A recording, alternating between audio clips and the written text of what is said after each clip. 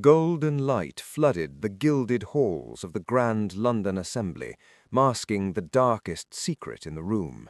To the onlookers she was a vision of blue silk and auburn curls, a debutante poised to secure a wealthy match. But beneath the delicate floral lace of her gown, fresh bruises bloomed across her ribs like violets in snow. She wasn't dancing for joy, she was dancing for survival. One misstep meant ruin. One stumble meant returning to the hell she called home. But gravity has a way of revealing the truth. When her knees buckled and she fell, the music stopped, and the Duke of Rockcliffe's gentle hands changed her fate forever. If this story has already drawn you in, if you feel the weight of unspoken longing and the promise of what is yet to come, then pause just a moment. Like this video, subscribe to the channel if you believe in equality and fairness. Only those who do not believe in equality and fairness will not subscribe. And share it with someone who loves stories where hearts are tested and destinies are rewritten.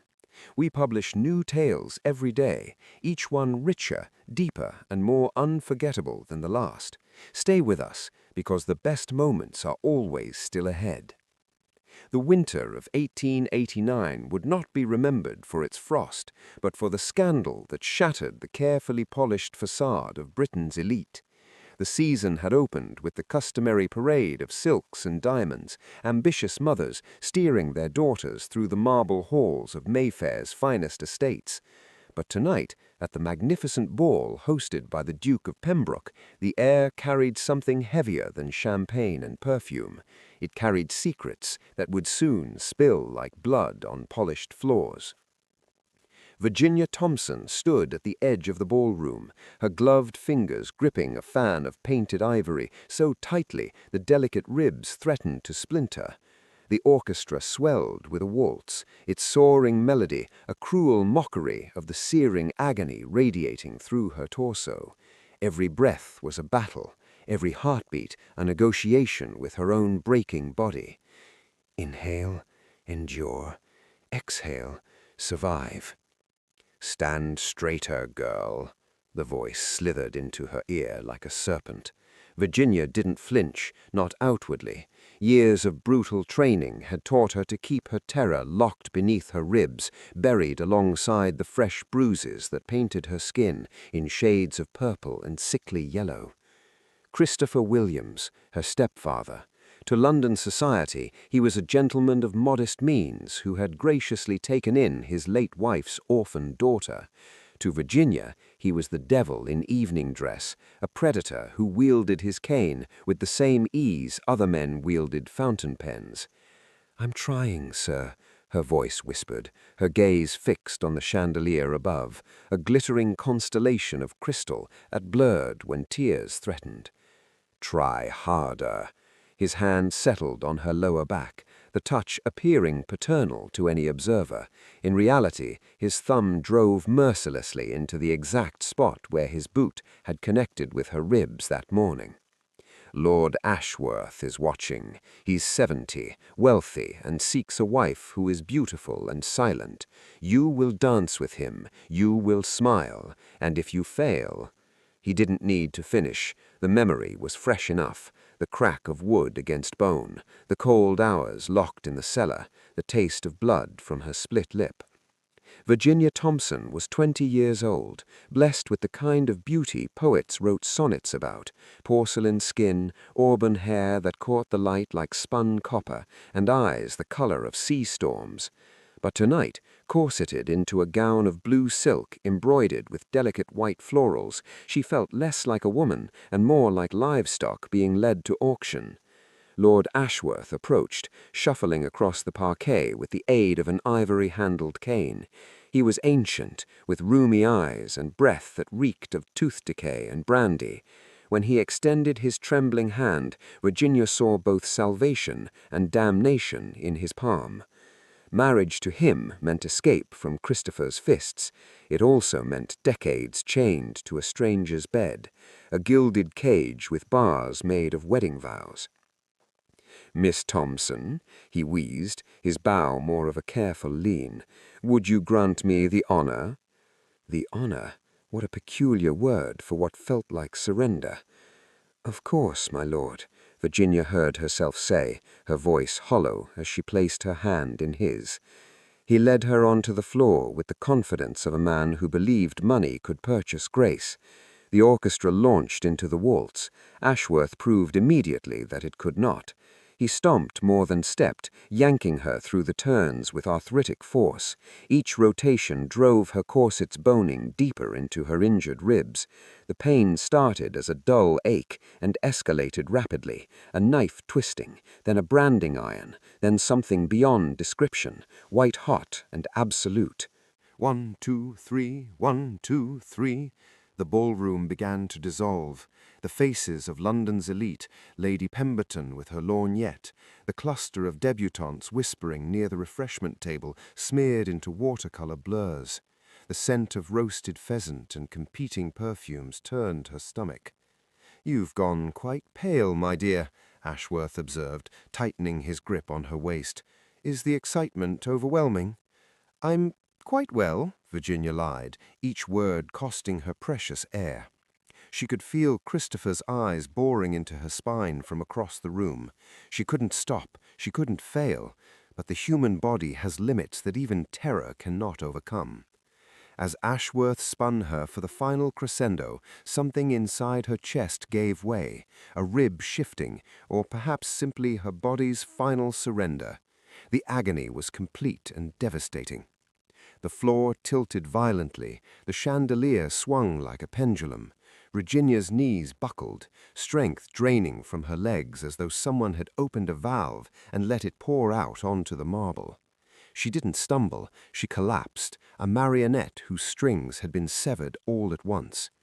The collective gasp sucked all sound from the room. The orchestra died mid-measure. Virginia lay on the cold parquet, her cheek pressed against wood that smelled of beeswax and champagne, watching patent leather shoes rush toward her from every direction. "She's fainted. The vapors, clearly. Someone get smelling salts. Get her up, don't make a scene." Christopher's voice cut through the chaos, sharp with barely concealed fury. Virginia tried to rise, but her arms trembled uselessly. She closed her eyes, waiting for Christopher's brutal hands to haul her upright, waiting for the humiliation to crystallize into scandal that would follow her forever. In that moment, she wished for the floor to open and swallow her whole. She wished, quite simply, to cease existing.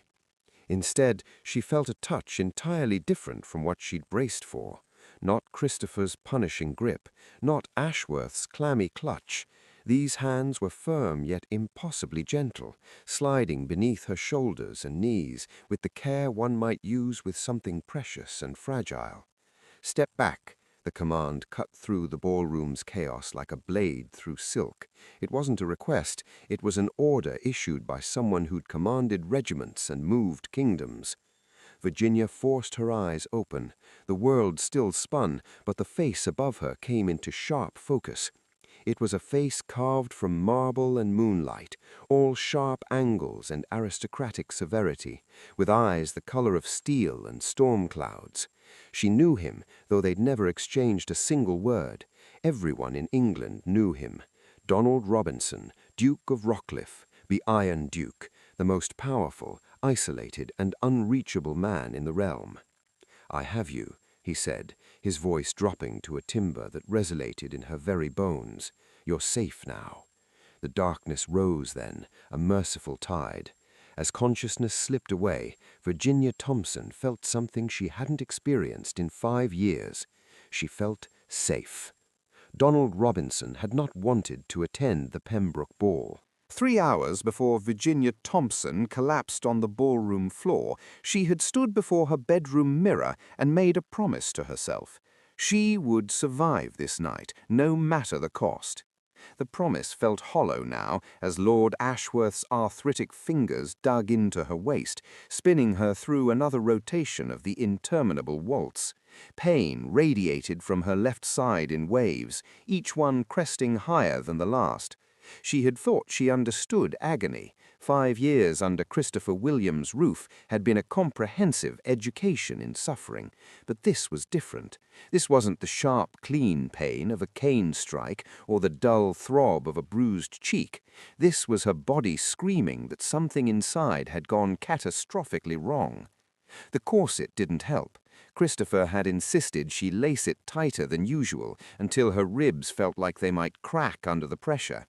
Men prefer a waist they can span with their hands, he'd said that evening, yanking the silk ribbons with brutal efficiency, while her lady's maid looked away. Lord Ashworth's eyesight may be failing, but he can still appreciate a proper silhouette. Now that silhouette was a torture device, each breath a negotiation between her desperate lungs and the whalebone pressing into injured flesh. Virginia forced her lips into what she hoped resembled a smile as Ashworth droned on about his deceased wife's inability to produce a male heir, his various properties in the Lake District, and the shocking price of quality tobacco these days. She wasn't listening. She couldn't afford to. All her concentration was required to keep her knees locked, her spine straight, her face pleasantly blank. Christopher was watching from his position near the refreshment table, his eyes tracking her every movement with the intensity of a hawk eyeing a wounded rabbit. She knew that look. It meant he was calculating, measuring, determining whether she was performing adequately or whether punishment would be required later. Across the ballroom, half hidden in the shadow of a marble column, stood another watcher entirely. Donald Robinson, Duke of Rockcliffe, was not a man who attended social functions. His presence at the Pembroke ball had caused a ripple of excitement among the marriage-minded mummers and their daughters, though none had dared approach him. The Iron Duke had earned his nickname through a combination of military brilliance and social inaccessibility. He was granite and steel, a man rumoured to have stared down a cavalry charge without flinching, who managed an empire of estates with mathematical precision, and who had once told a princess of the blood that he found her conversation tedious. He was also, at this precise moment, studying Virginia Thompson with an intensity that would have unnerved her had she been aware of it. Donald had noticed her the moment she entered the ballroom. It was impossible not to. She moved like water, all grace and fluidity, despite the obvious tension in her shoulders. The blue silk gown suited her, brought out the copper in her auburn hair. But it was her eyes that had caught his attention, storm-grey eyes that held too much knowledge, too much wariness for a woman barely out of girlhood. He'd watched her stepfather's hand settle on her back, watched the barely perceptible flinch, watched the way she held herself with the rigid control of someone expecting a blow at any moment. Donald Robinson had commanded men in battle. He knew the posture of a soldier anticipating enemy fire. This young woman wore the same desperate alertness, here in a glittering ballroom filled with champagne and waltzing couples. Something was very wrong. The waltz swelled toward its crescendo. Virginia felt the shift before it happened, a grinding sensation deep in her ribcage, bone sliding against bone in a way that bone was never meant to move. The pain that followed was absolute, a white-hot lance that drove through her chest and stole her breath mid-gasp. The chandelier above began to swing in lazy circles, or perhaps she was the one swaying. The distinction seemed unimportant. Her knees turned to water, her vision tunneled, the glittering ballroom collapsing into a pinpoint of light that grew smaller and smaller until the floor rose up to meet her, or she fell toward it. The music died, the gasping started, and through the haze of agony, Virginia saw polished boots striding toward her with terrifying purpose, moving faster than propriety allowed, cutting through the crowd like a ship through fog. She tried to focus on the face above those boots, but darkness was already pulling her under, gentle and inexorable as the tide. The silence that followed Virginia's collapse was more shocking than any scream. One moment the Pembroke ballroom had been alive with music and laughter, crystal glasses clinking against silver trays, the rustle of silk skirts swirling across polished parquet. The next, every sound died as if someone had smothered the room with velvet. Virginia lay crumpled on the floor like a broken doll, her blue silk gown pooling around her in waves of fabric that looked almost black in the chandelier light. Her face had gone the color of parchment, her lips tinged with an alarming shade of blue. One gloved hand was pressed against her ribs, fingers curled into a claw of agony even in unconsciousness.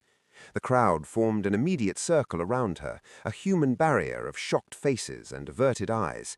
No one moved to help. To touch an unmarried woman in such a state would be scandalous. To be seen helping her might imply familiarity, connection, responsibility. In the calculus of London society, reputation trumped compassion every time. "Stand back," someone said weakly. "Give her air." "The vapours," Lady Pemberton announced from behind her lorgnette, her voice dripping with disdain. "These young girls lace themselves too tightly and then wonder why they faint. No fortitude whatsoever." "Someone fetch smelling salts," another voice called out, though no one moved to do so. Lord Ashworth stood frozen, one hand still extended as if reaching for the partner who had so inconveniently vanished from his grasp. His watery eyes blinked in confusion. "I don't understand. We were dancing quite properly. She said she was well." Christopher Williams was already pushing through the crowd, his face a mask of paternal concern that didn't quite reach his eyes. Those eyes were calculating, furious, already composing the excuses he would make, the damage he would need to control. A stepdaughter collapsing at a ball would raise questions. Questions led to scrutiny. Scrutiny led to discovery. "Forgive her, my lords and ladies," Christopher said smoothly, reaching for Virginia's arm. "My dear girl has always been delicate. Too much excitement, I'm afraid. I'll have my carriage brought round immediately, and—" "Don't touch her." The command cut through the murmuring crowd like a blade through silk. Every head turned toward the speaker. Donald Robinson stood at the edge of the circle, as still as carved marble, his grey eyes fixed on Christopher Williams with an intensity that made several nearby guests take an involuntary step backward.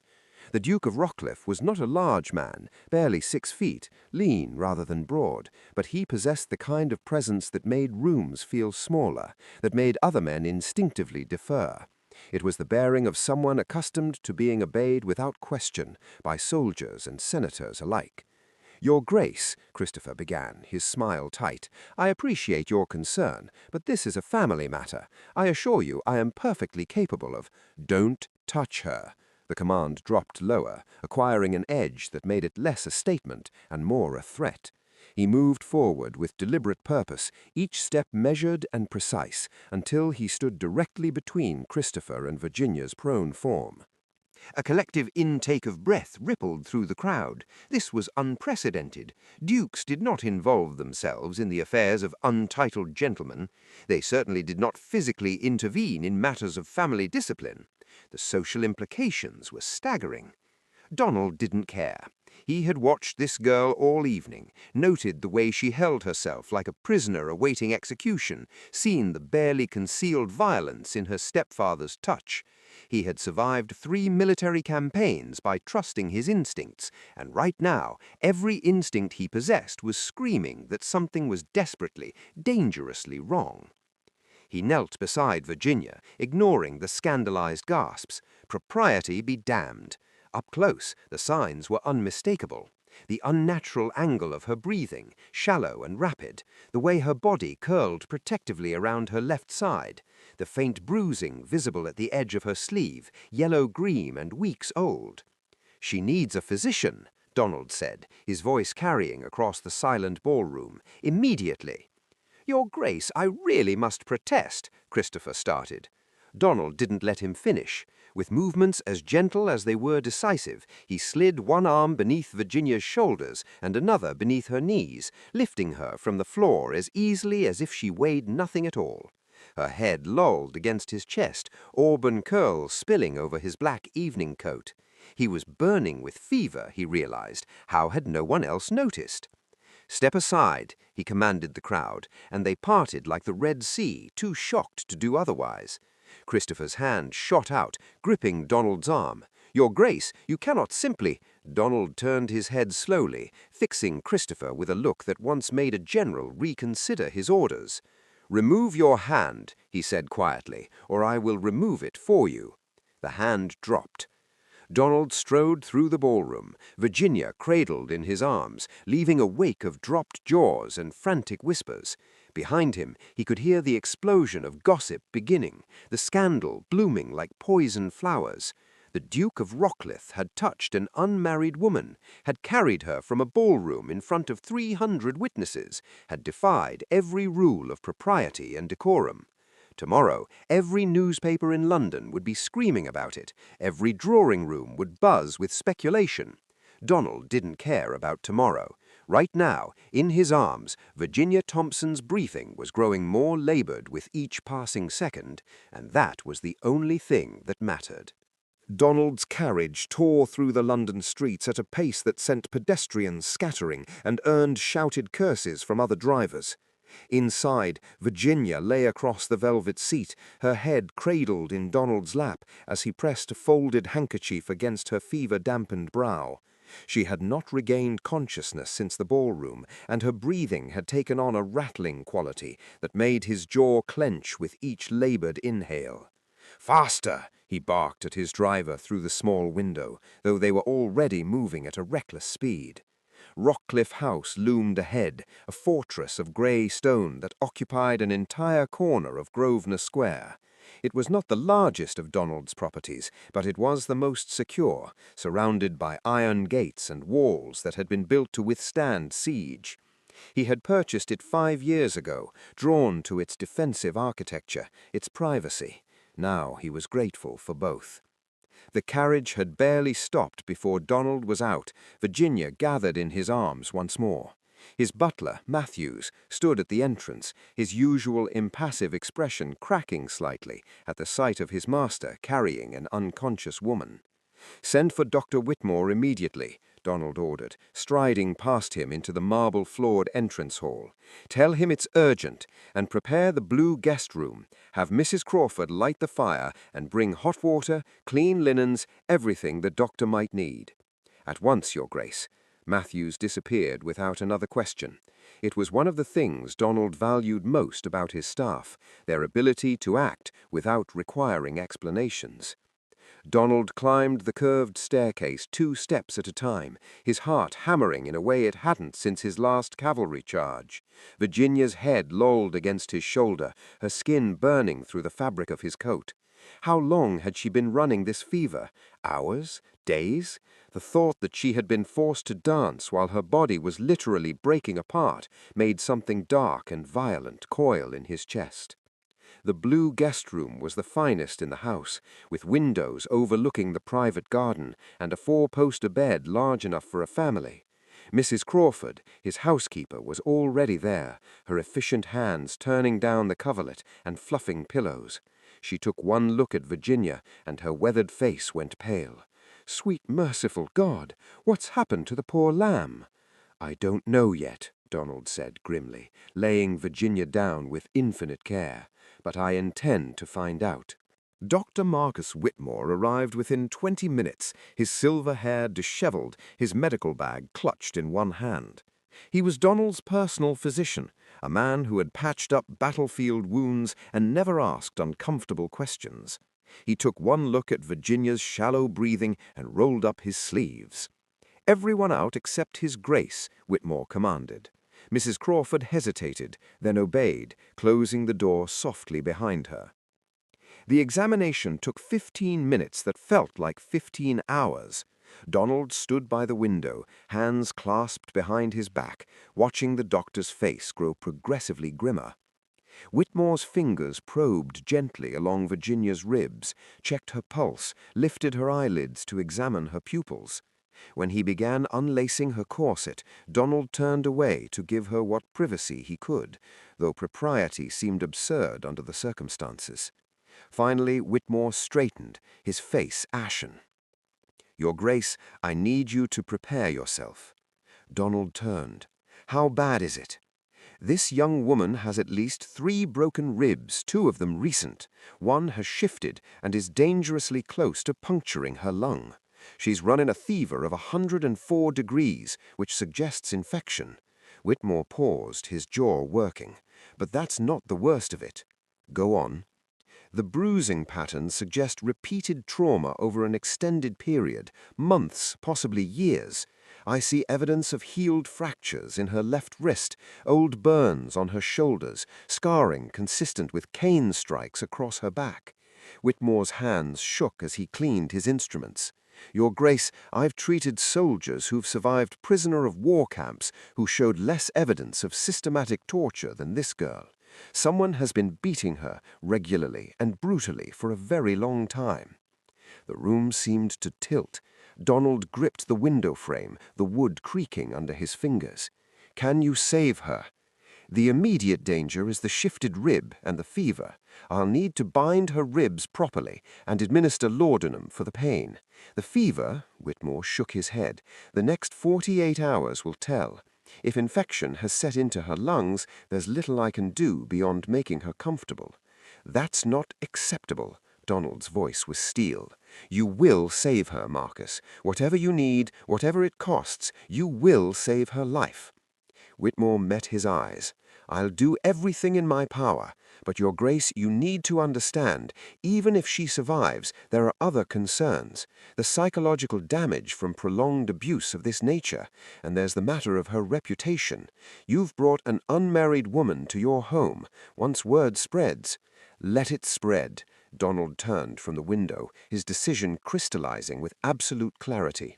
No one is taking her back to that house. No one is laying another hand on her.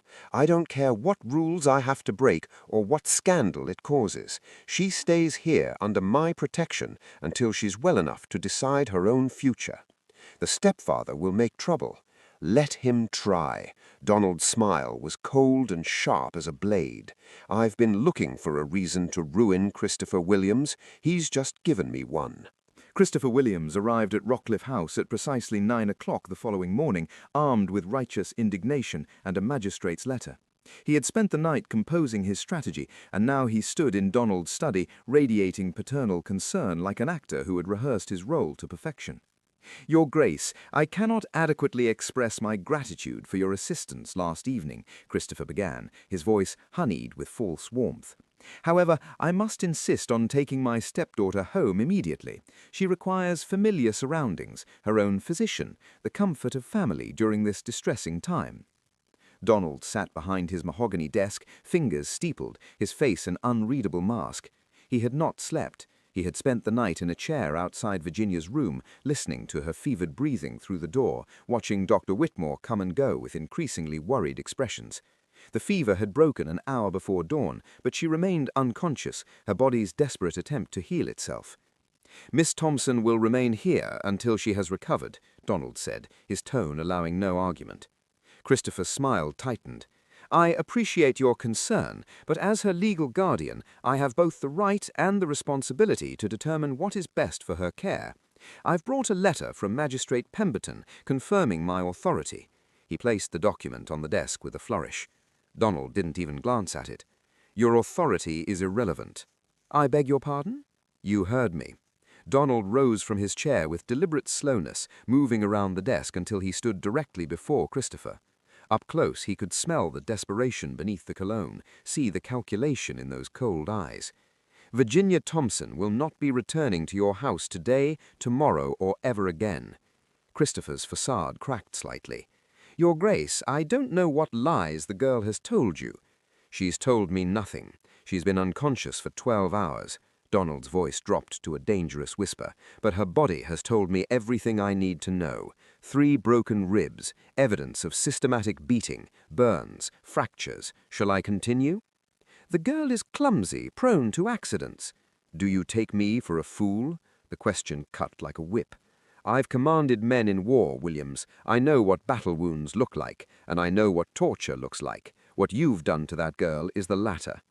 Christopher's face flushed red.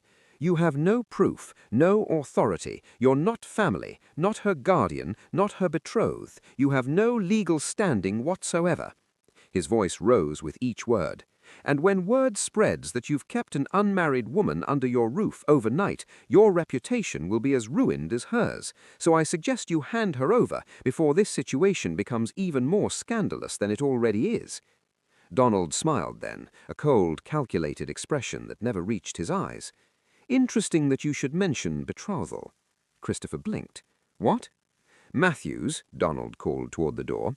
His butler appeared instantly, as if he'd been waiting for precisely this cue.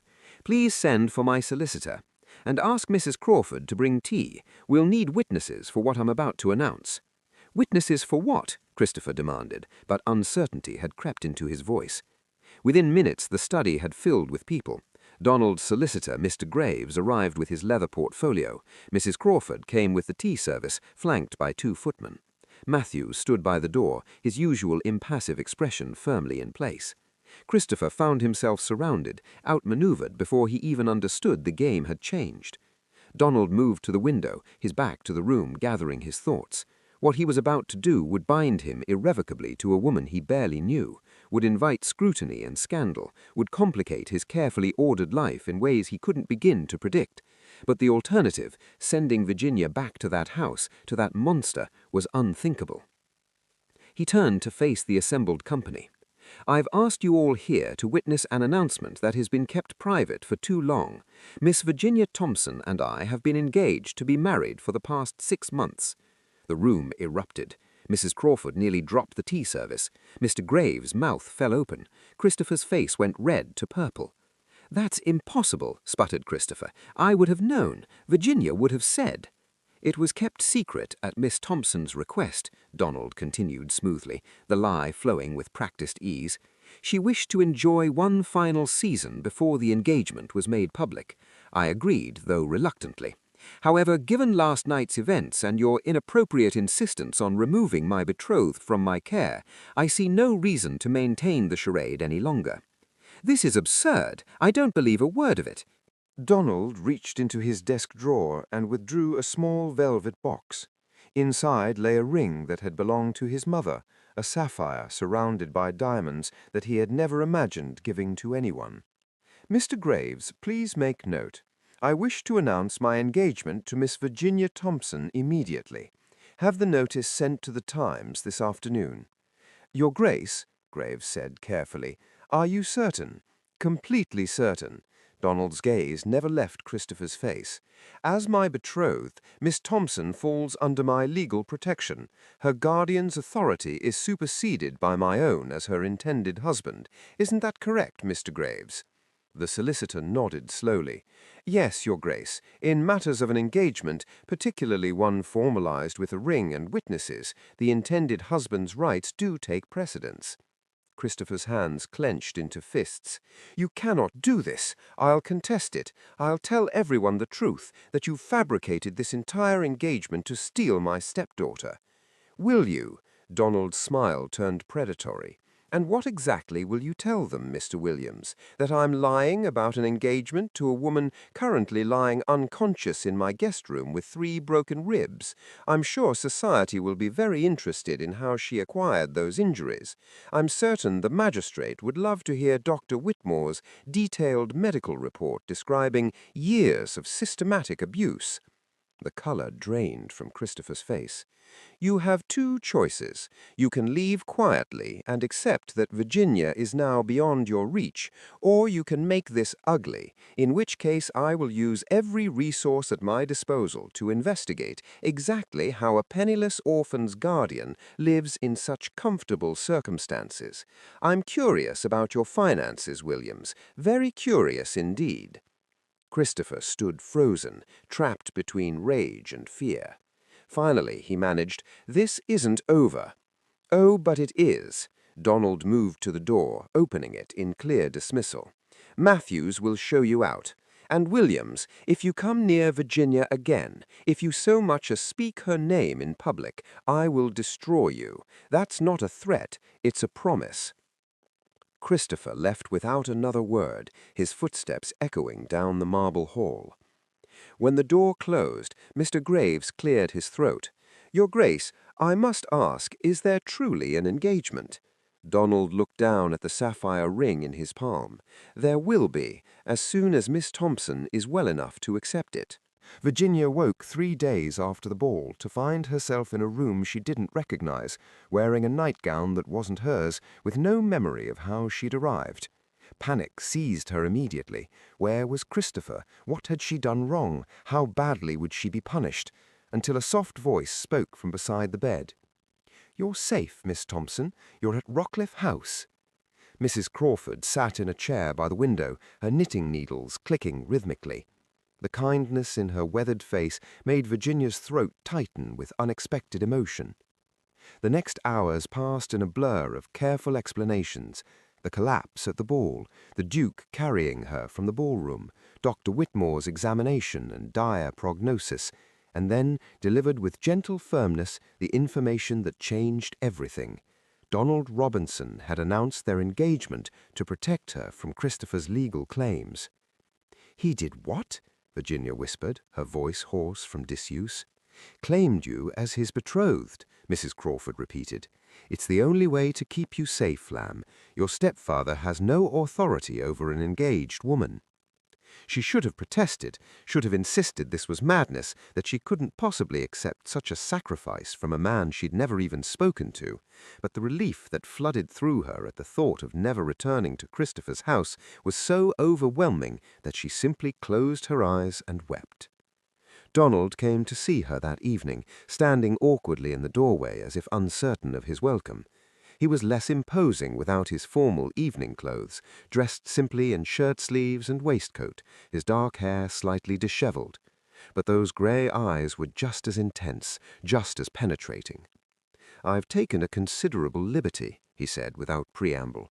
"If you wish to refuse, I'll find another way to protect you, but it will be more complicated." "Why are you doing this?" asked Virginia. "You don't know me." "I know enough." His jaw tightened. "I know what your stepfather did to you.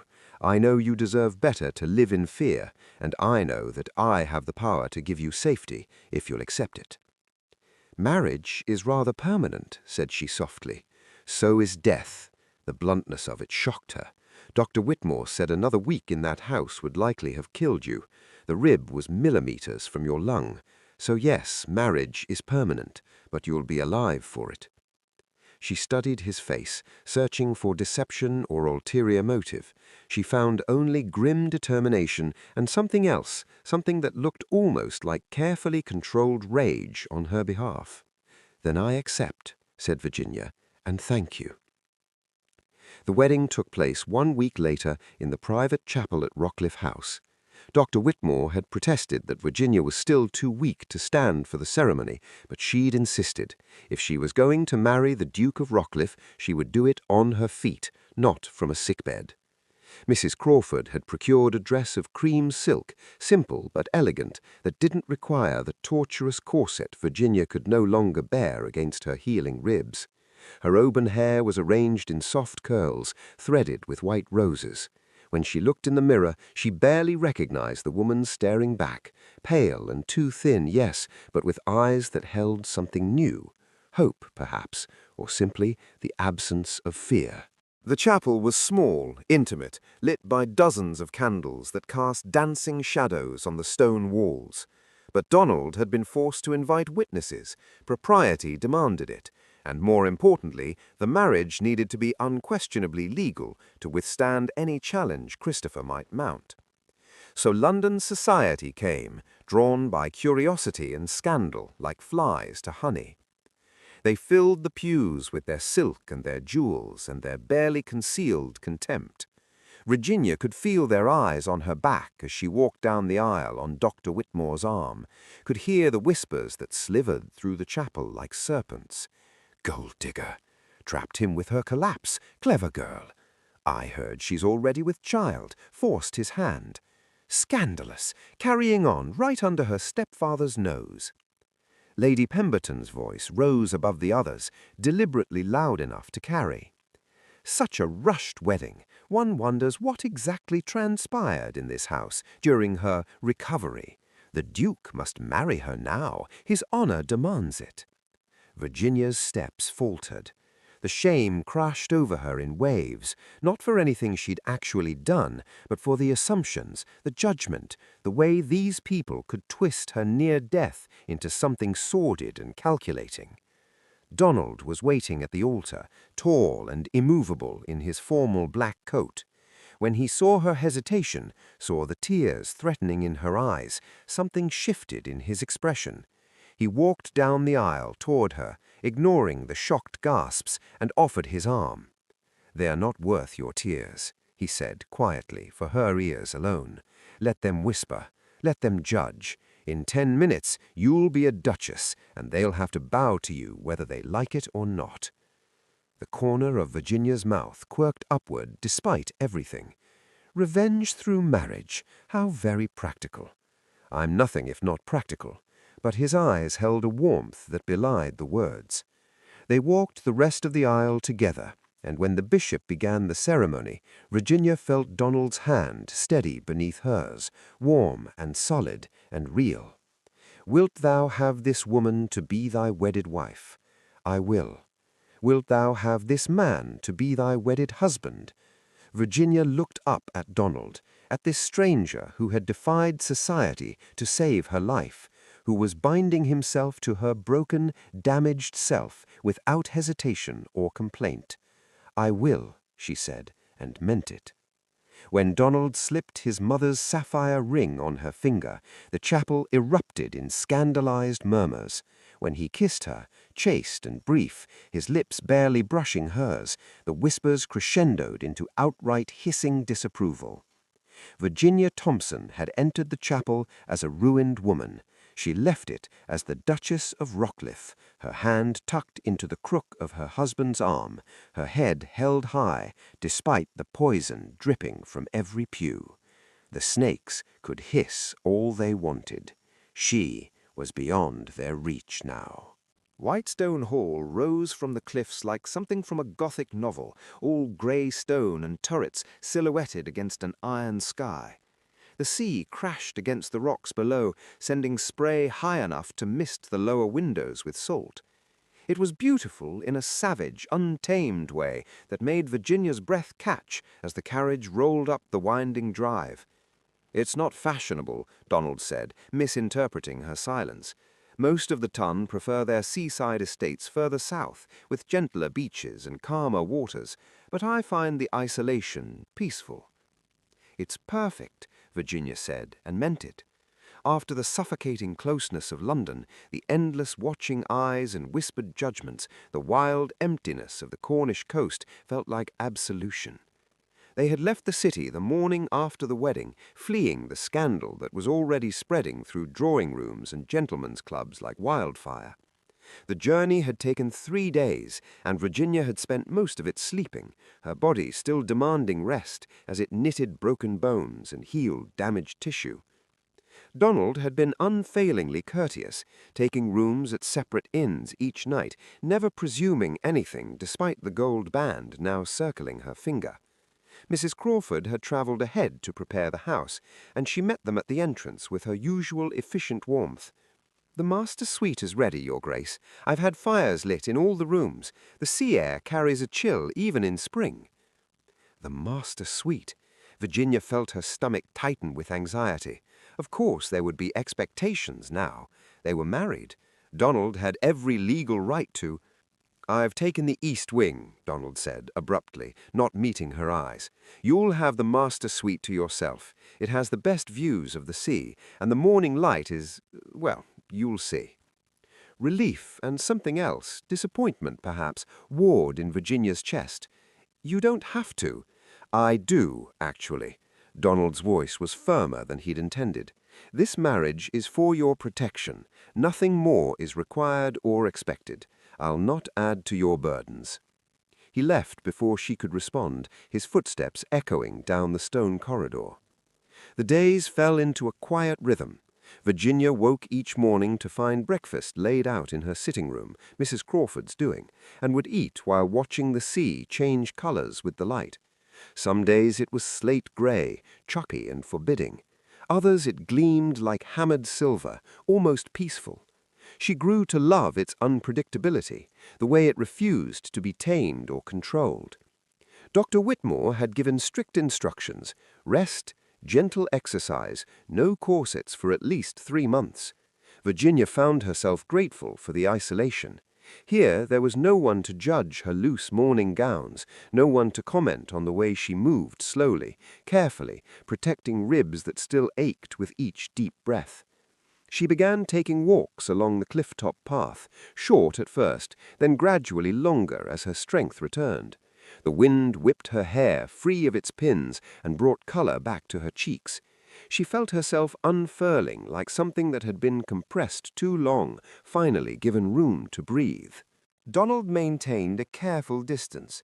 They took dinner together each evening in the smaller dining room, the conversation polite and impersonal. He asked about her health, her comfort, whether she needed anything. She asked about his work. He managed his estates from a study lined with ledgers and maps, conducting business through correspondence. They were courteous strangers sharing a house, nothing more. But Virginia noticed things.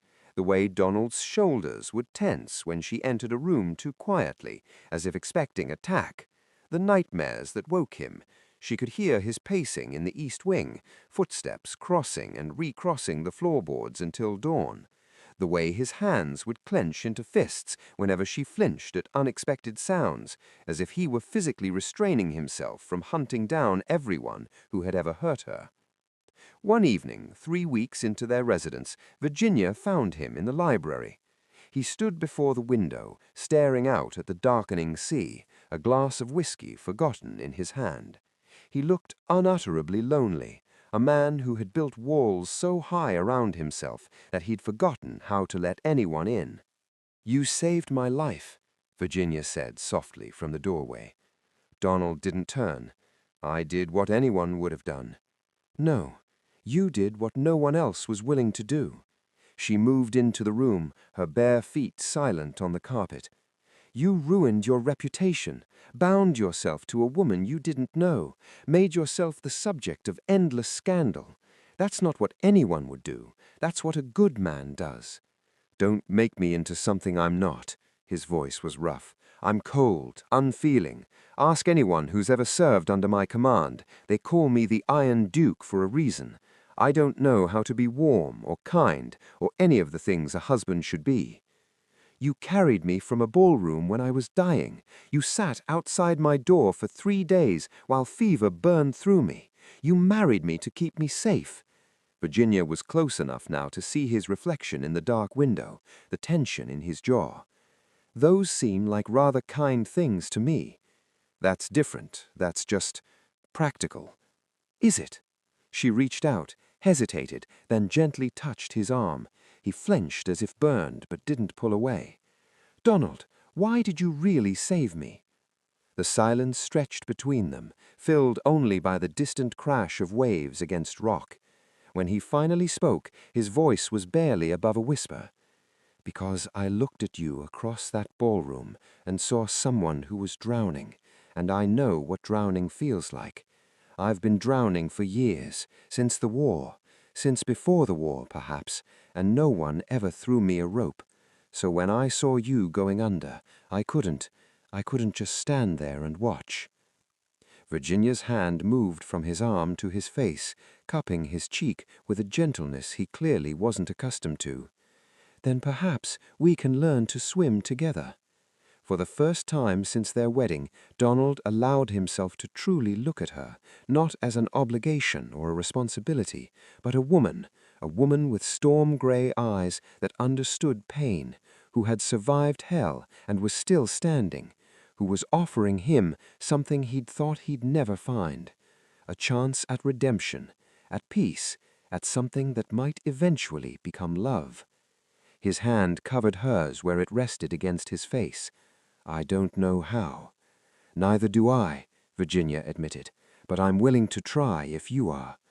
The sea roared against the cliffs below, wild and untamed and beautiful, and in the library at Whitestone Hall, 2 broken people took their first tentative steps toward healing. The rose garden at Whitestone Hall was Virginia's sanctuary. She had discovered it in her second week at the estate, a walled space tucked behind the east wing where climbing roses bloomed in defiant splashes of crimson against the grey stone. The air here smelled of salt and petals, and the high walls blocked the worst of the coastal wind. She came here most afternoons now, 6 weeks into her new life as the Duchess of Rockcliffe.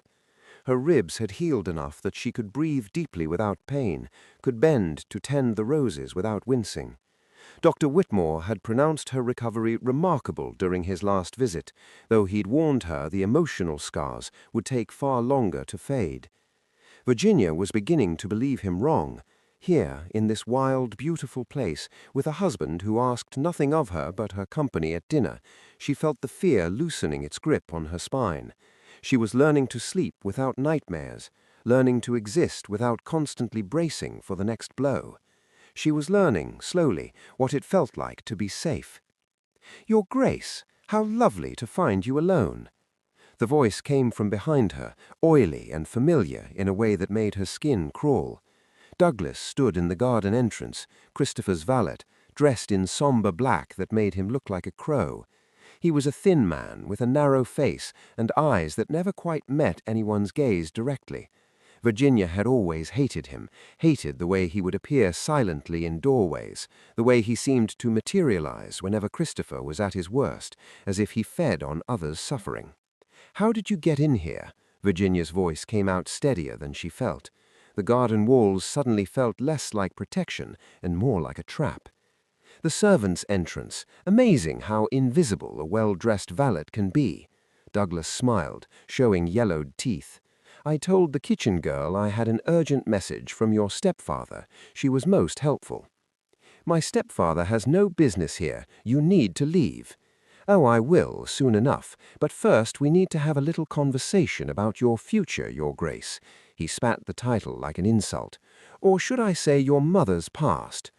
Virginia's blood turned to ice. "My mother?" "Sweet Isabel Thompson, or should I say Isabel Moreau? You didn't know, did you?" Douglas circled closer, predatory. "Your dear mamma wasn't quite the virtuous widow she claimed to be. Before she married your father, she worked in a rather disreputable establishment in Paris, a brothel, to be precise." "You're lying." But Virginia's voice wavered. She knew so little about her mother's life before marriage. Isabel had died when Virginia was only 8, and her father had never spoken much about their courtship. "I have letters, witnesses, enough proof to destroy what's left of your reputation." Douglas pulled a folded packet from his coat. "Imagine the scandal. The Duchess of Rockcliffe, daughter of a French whore. Your husband might have married you out of misplaced chivalry, but how long do you think his protection will last when society discovers the truth, when he discovers the truth?" Virginia's mind raced. Even if it was true, and she suspected it might be, given Christopher's confidence in using it as leverage, would Donald care? Would it matter to a man who had defied all society to save her? But doubt crept in. Donald had married her to protect her, yes, but he'd also married into scandal enough already. Would this be the final straw? Would he quietly send her away, pay her off, dissolve the marriage somehow? "What do you want?" she asked quietly. £5,000, and your signature on a document stating that Christopher Williams was a loving guardian who you maliciously slandered. Douglas's smile widened. Small price to pay for your secret staying buried, wouldn't you say? "I don't have that kind of money." "But your husband does, and I'm sure he'd pay it to keep his duchess's reputation intact. You have 3 days to deliver it to the Black Swan Inn in the village, or these letters go to every newspaper in London." He turned to leave, clearly confident in his victory, and something in Virginia snapped. She had spent 5 years cowering, 5 years letting Christopher and his creatures control her through fear and shame. She had been beaten, broken, nearly killed, and still she had survived. She had married a duke. She had claimed her place as a woman of power and position. And she would be damned if she let this weasel of a man take it away from her. Virginia's hand closed around the heavy stone sundial base beside the rose arbor. It was ancient, moss-covered, and weighed at least 20 pounds. She lifted it with strength born of fury and desperation. "Douglas!" He turned, and she swung. The stone connected with his shoulder rather than his head. She wasn't trying to kill him, just stop him. Douglas cried out and stumbled, the packet of letters flying from his hand. Virginia dove for them, her heeled ribs screaming in protest, but she reached them first. Douglas lunged at her, his face twisted with rage. Virginia rolled away, clutching the letters to her chest, and screamed. It wasn't a delicate feminine shriek. It was a warrior's battle cry, loud enough to carry over the garden walls, over the sound of the sea, all the way to the house. Douglas's hand closed around her ankle. Virginia kicked him in the face with her other foot, felt the satisfying crunch of his nose breaking. He howled and released her. She scrambled to her feet, still screaming, and ran for the garden gate. Donald reached her first, materializing as if he'd flown. His face was white with fury as he took in the scene, Virginia disheveled and gasping, Douglas bleeding on the ground, the scattered roses trampled underfoot. "What the hell is going on here?" "He tried to blackmail me," Virginia panted, holding up the letters. "Christopher sent him. He threatened to ruin us both if I didn't pay." Donald's expression turned to ice. He grabbed Douglas by his collar, hauling him upright with terrifying ease. "You came into my home. You threatened my wife." Each word was clipped, precise, deadly. "Matthews, send for the magistrate and bring rope." "Your Grace, please, I was only doing what I was told." "I don't care." Donald's voice could have frozen the sea. "You're going to tell me everything, every scheme, every lie, every crime Christopher Williams has committed, and then you're going to testify to it all in court." "He'll kill me." "He'll have to get through me first." Donald turned to Virginia, his expression softening fractionally. "Are you hurt?" Virginia looked down at herself, scraped knees, dirt-stained dress, rose thorns embedded in her palms. But she was standing. She had fought back. She had won. "No," she said, and smiled fiercely. "I'm not hurt at all." Douglas sang like a canary in a cage, his loyalty to Christopher Williams evaporating the moment Donald's magistrate arrived with shackles and talk of prosecution. Within an hour of his capture, he had spilled every secret, every scheme, every carefully buried crime that Christopher had committed over the past decade. But it was the revelation about Virginia's inheritance that made Donald's blood run cold.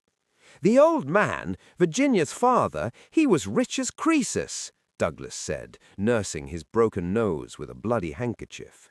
"Thomas Thompson made his fortune in shipping, owned a fleet of merchant vessels trading with the Orient. When he died, he left everything to the girl, everything.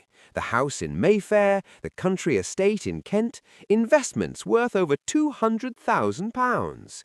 Virginia, sitting beside Donald in his study, went pale. "That's impossible. Christopher always said my father died penniless, that he took us in out of charity." "He lied." Douglas's laugh was bitter. "Your father's will was clear as day, everything to you, held in trust until your 21st birthday or marriage, whichever came first. Your stepfather was named as trustee, nothing more. He was supposed to manage the estate and provide for you from the income." "Then where did it all go?" Donald demanded. "Nowhere. It's still there, most of it, hidden under false names and shell companies. Williams has been living off the income for years, bleeding the estate dry bit by bit. But the principal assets, the properties, the investments, the ships, all still technically owned by Virginia Thompson. He just needed to keep her under his control until she either died or married someone he could manipulate." Donald's hands clenched on the arms of his chair. He was going to force her to marry Lord Ashworth. Ashworth was senile, desperate for an heir, and had gambling debts up to his eyeballs. Williams promised him a bride with a substantial dowry in exchange for signing over control of her inheritance after the wedding. Virginia would have been legally married, but effectively still under Williams's control. Douglas shook his head. "When you interfered, Your Grace, you destroyed years of planning. Williams was furious. That's why he sent me, one last attempt to salvage something from the wreckage." Virginia sat frozen, her mind reeling. Her entire life had been built on lies. Every beating, every humiliation, every moment of terror, all of it to steal what was rightfully hers. Christopher hadn't taken her in out of the goodness of his heart. He'd taken her in to rob her blind. "I want to see proof," Donald said. "The original will, the financial records, everything." Williams kept copies hidden in his study, third floorboard from the window, under the carpet. Douglas gave a weak smile. I helped him hide them. He trusted me with all his secrets, the fool. Donald sent his fastest rider to London that very night, with instructions for his solicitor and a small army of investigators. Within 3 days, his study at Whitestone Hall had been transformed into a war room, covered in documents, ledgers, and legal papers that told the story of Christopher Williams's systematic fraud. Mr. Graves spread the original will across Donald's desk, the parchment yellowed, but the words still clear. This is Thomas Thompson's true will, dictated to his solicitor 2 weeks before his death. Virginia inherits everything unconditionally. There's even a codicil warning that Christopher Williams should never be given permanent guardianship, that he was only to manage the estate until Virginia came of age. Then where did it all go? Virginia asked, her voice steady, despite the trembling of her hands. He forged a second will. Graves produced another document, this one in slightly different handwriting. Claimed this was a later version where Thompson had second thoughts, made Williams the primary beneficiary with only a small annuity for you. The forgery is excellent. It fooled the probate court at the time. But look here. He pointed to the signature. The ink is different, and the witness signatures belong to people who were out of the country when this was supposedly signed. Donald studied the documents with the methodical precision of a military strategist planning a campaign. What else did you find? Over the next hour, Graves laid out the full scope of Christopher's crimes. The shell companies in Dover and Southampton, where he'd hidden Virginia's ships. The falsified accounting records showing losses where there had been profits. The properties sold to his own associates at far below market value, then bought back under assumed names. The systematic looting of an estate that should have made Virginia one of the wealthiest women in England. He's been preparing for this day, Graves said grimly. There's evidence he planned to flee to the continent once Virginia either died or was safely married off to Ashworth. He has accounts in Paris, a house purchased under a false name in Lyon. He never intended to face justice. How much is left? Virginia asked quietly. Of my father's estate, how much did he manage to steal? Graves consulted his notes. If we factor in the hidden assets, the properties, the ships still operating under false registry, and the investments he couldn't easily liquidate, approximately £170,000 remains, plus the Mayfair house and the Kent estate, though he's mortgaged both heavily. Virginia closed her eyes. Her father had died trying to protect her, had literally written warnings into his will about Christopher, and still it hadn't been enough. Christopher had stolen her inheritance, her childhood, her sense of safety. He had beaten her, starved her, tried to kill her, and stolen her entire life, and I want the world to know it. She stood, moving to Donald's side, her hand finding his on the desk. He turned his palm up, threading his fingers through hers in a gesture that had become familiar over the past weeks. Besides, Virginia continued, her voice gaining strength, I'm a duchess now. I have the protection of one of the most powerful men in England. What can society do to me that's worse than what I've already survived? Donald squeezed her hand. Mr. Graves, file charges for fraud, forgery, theft, and assault. I want Christopher Williams arrested and brought to trial, and I want every penny of Virginia's inheritance recovered and restored to her name. It will take time, Your Grace, months, possibly years. We have time. Donald looked at Virginia, and something warm and profound passed between them. We have all the time in the world. The Black Swan Inn squatted in the shadows of London's dockside district like a diseased tooth, all rotting timber and broken windows. It was the last place anyone would expect to find a duchess, which was precisely why Christopher Williams had chosen it as his hiding place. Donald's investigators had tracked him there after 3 weeks of searching. Christopher had gone to ground the moment he realized Douglas had been captured, abandoning his Mayfair house in the middle of the night with nothing but 2 trunks and whatever cash he could carry.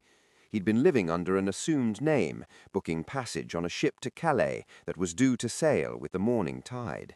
He would have made it, too, if Virginia hadn't insisted on coming. "You don't need to be here," Donald said for the third time as their carriage rolled through the narrow streets flanked by the magistrate's men. "Let the law handle this. You've already won." "I need to see his face." Virginia's hands were folded calmly in her lap, though her knuckles were white. "I need him to know that I'm not afraid anymore, that he didn't break me." Donald understood. He'd felt the same need after his last battle, the compulsion to see the enemy defeated with his own eyes. Still, the protective instinct that had been growing stronger with each passing day made him want to turn the carriage around, take Virginia back to the safety of Whitestone Hall, handle this ugliness without her. But she was no longer the broken girl he'd carried from the Pembroke Ballroom. The woman sitting beside him wore her title like armor, her spine straight as steel, her storm-gray eyes clear and determined. She had survived hell. She deserved to witness heaven's justice. The Black Swan's common room stank of stale beer and unwashed bodies. The few patrons scattered at greasy tables looked up with dull suspicion as Donald entered, Virginia on his arm, followed by 6 constables and the magistrate. The innkeeper, a gap-toothed man with a florid face, started to protest until he saw the official warrants. "Room 12, top of the stairs," he muttered, suddenly cooperative. "Gentleman checked in 3 days ago, keeps to himself, pays in cash." Christopher's room was barely larger than a cell, furnished with a sagging bed and a washstand. He sat at the room's single window, staring out at the Thames, a half-empty bottle of gin on the sill beside him. He didn't turn when the door opened, though his shoulders stiffened. "I wondered how long it would take you to find me, the great Duke of Rockcliffe and his pack of hunting dogs." "Christopher Williams," the magistrate intoned, "you are under arrest for fraud, forgery, theft and assault. You will come peacefully or be taken by force." Christopher finally turned, and Virginia nearly gasped. He looked like he'd aged 20 years in 3 weeks. His face was haggard, unshaven, his clothes rumpled and stained. But his eyes still held that calculating cruelty, that absolute conviction that he'd been wronged. "This is your doing," he said, looking past the men to fix on Virginia. "Ungrateful, lying little bitch. I took you in when you had nothing, fed you, clothed you, gave you a home, and this is how you repay me?" Virginia stepped forward, and Donald felt his protective instinct scream, but he forced himself to remain still. This was her moment, her justice. "You stole my inheritance," Virginia said, her voice ringing clear in the small room. "You forged my father's will, took everything he left me, and then spent 5 years beating me to keep me compliant. You tried to sell me to Lord Ashworth like I was livestock, and when that failed, you sent Douglas to blackmail me with lies about my mother." "Lies?" Christopher laughed bitterly. "Your mother was a whore girl, a common prostitute who trapped my brother with a pretty face. You're the daughter of a whore, and no amount of Duchess title will change that." "My mother," Virginia said steadily, "was a woman who survived in a world that gave women few choices. She found love with my father, built a life, raised me with kindness. Whatever she did before that doesn't define her, just as what you did to me doesn't define me." She took another step closer, and Christopher actually flinched. The man who had terrorized her for 5 years recoiled from her presence. "You tried to break me. Every beating, every cruel word, every moment of terror. You thought you were breaking me down into something you could control. But you were wrong. I'm still here. I'm still standing, and I'm going to watch you lose everything, the same way you tried to make me lose everything." "You think you've won," Christopher spat. "You think marrying a duke makes you safe. He'll tire of you eventually. They always do. And when he casts you aside, you'll have nothing again. You'll be nothing again. She'll have £170,000 and 2 estates, plus her legal inheritance restored and her name cleared. She'll also have my protection for as long as she wants it, which I suspect will be considerably longer than your prison sentence." Christopher surged to his feet, his hand diving for something in his coat. Donald moved faster, crossing the room in 2 strides and catching Christopher's wrist in an iron grip. A small pistol clattered to the floor. Were you really going to shoot her, your own stepdaughter? "She's nothing," Christopher screamed, struggling against Donald's hold. "She's nobody. She doesn't deserve—" Donald's fist connected with Christopher's jaw, a single precise blow that sent him crashing into the washstand. The constables rushed forward, pinning him before he could rise. "She deserves everything," Donald said, shaking out his hand, "and you deserve exactly what you're going to get. 20 years in prison if the judge is feeling merciful, which, given the evidence, I doubt he will be." They dragged Christopher from the room, still screaming obscenities and threats. Virginia watched him go with dry eyes, feeling something fundamental shift inside her chest. The fear that had lived there for so long, the terrible certainty that Christopher would always have power over her, crumbled into dust. He was just a man, a cruel, petty, broken man who had tried to destroy her and failed. The magistrate followed his men out, leaving Virginia and Donald alone in the shabby room.